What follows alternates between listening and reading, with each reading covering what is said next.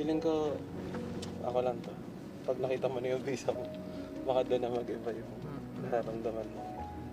Or, feeling ko pag nandun na po ako sa airport. Eh, wag mo na, hold it.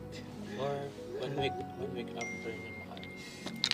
Ay, Actually, parang feeling ko nga po, hindi pa Delay. rin po ako nag-ano eh. hindi pa Di rin. ba nagsising in? Pero kasi ang dami nangyari.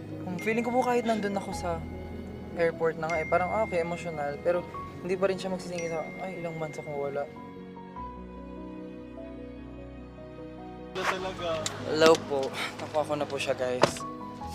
Yeah. Ayun na. Alis na ako, bye-bye. Ayoko na. Ayoko na sa napakainit na lugar. Charot. Alis na ako, guys. Tapos hindi pa naayos yung gamit ko. Ano, galing ko, no. Pati wala naman dito po, no. Aalis na po lahat-lahat. Hindi pa rin natatapos yung gamit.